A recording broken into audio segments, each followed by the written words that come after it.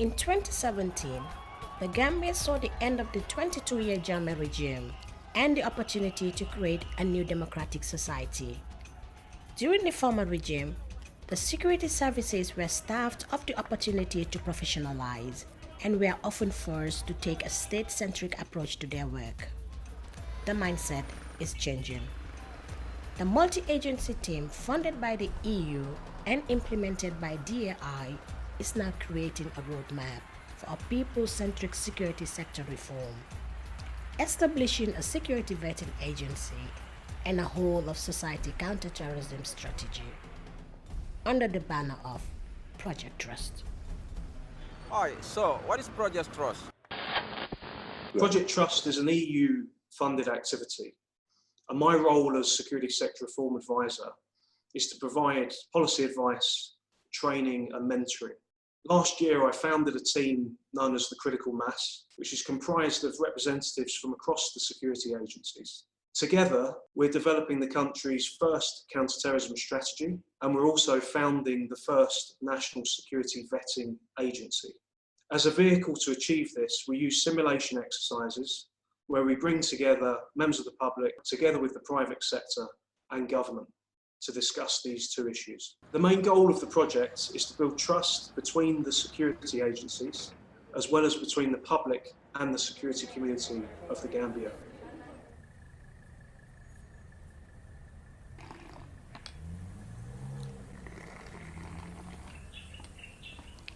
Why is security sector reform important to the Gambian people? Security sector reform is important to the people of the Gambia because the Gambian people want to draw a line between our past and the future. We've experienced a lot of violations of human rights in the recent past, and some of the perpetrators came from the security sector. So the reform is important for the people so that they could see a dividing line between what used to happen and the kind of Gambia we want to live from now on. How does Project Trust fit in with security sector reform? And how will the project help the country on the world stage? Project Trust has been very helpful in mainly two areas. One is the vetting project. Vetting in the sense that it will help us to properly screen members of the security forces right from the point of recruitment to ensure that proper background checks are done on individuals that are going to be holding positions of trust. They will be people with integrity, with required professional qualification and clean record to make sure that they no longer become a threat to the society that they are meant to serve. The counterterrorism component of the project is to strengthen our state of preparedness, both in terms of policy, strategy, and level of alertness. The vetting bill now have been approved by Cabinet, and once it is passed into law, it will create the vetting agency. The creation of the vetting agency will go a long way in restoring trust and integrity in the security services of this country, because there is a great mistrust between the population and the security services. So the proper vetting of the persons that will be serving in our security services will go a long way in restoring that trust and confidence, and also boost the integrity of the security services. So what are you doing to address security sector reform?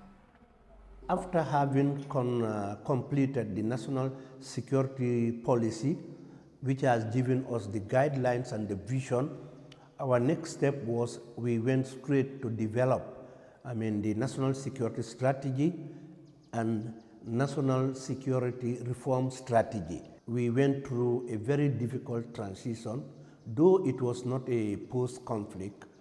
So therefore, we thought there were some authoritarian legacies that we need to wipe out from the security.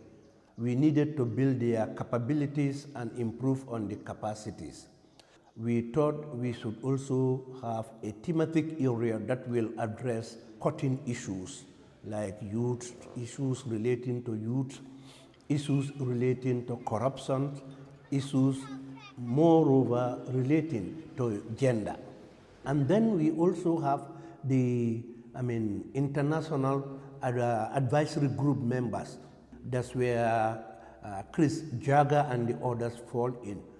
They are all housed in the Office of the National Security, and they help us in supervising the local staff, programming, and also in drafting some of the policy documents. Security sector reform is a national ownership. The local ownership spells out the responsibilities of the nation.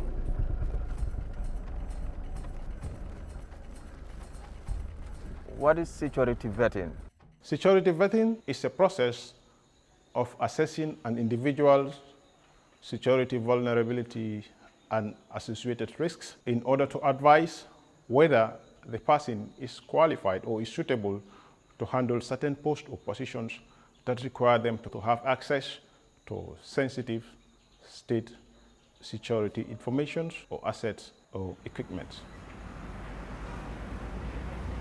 So what is in security vetting? Security vetting isn't a process that replaces due process. Security vetting is not a competency or skill-based assessment for employment suitability. It's not a process for purging legitimate opposition. Security vetting is not an evidence-building activity intended to lead to prosecution. Security vetting is not an intelligent operation. Security vetting does not replace due process. Tell me about the new National Vetting Agency. We are now well on the way to planting an independent vetting agency for the Gambia. A vetting act will be presented to the National Assembly before the end of 2020. This law will give the necessary powers so that the new vetting agency will be sure to deliver professional security vetting. It is one of its kind, and it will set high standards for others to follow. What is a counter-terrorism strategy?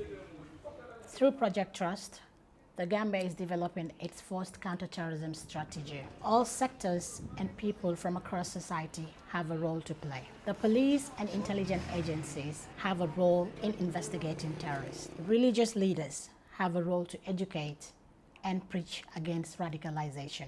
The bankers have a role to look into suspicious financial activities, and also hoteliers have a role to play in protecting tourists by looking into their security.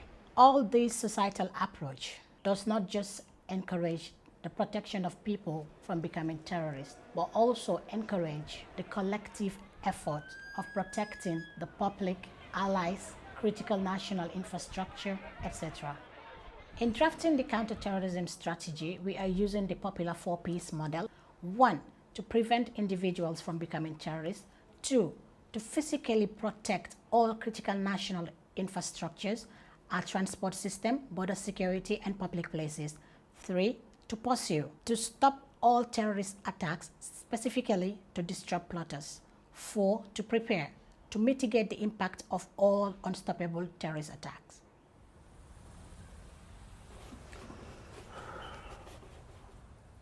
So, what's happened after Project Trust?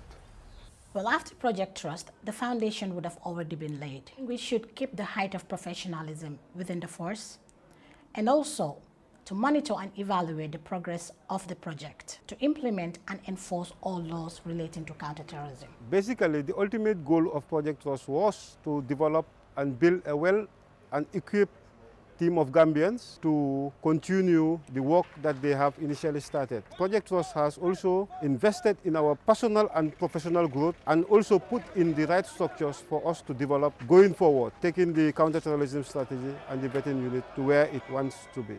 We'll ensure that we don't relent, and we will ensure that whatever knowledge has been gathered here will be properly utilized for the benefit of the people of the Gambia. We are looking to open a new page, and we are trying to ensure that our security institutions are law-abiding, they respect rule of law and human rights in all their operations and their endeavors. I'm proud to leave behind a well-trained team of equipped and skilled individuals within the critical mass who, from January 2021, will be responsible for leading this project forward, and I wish them the very best of luck.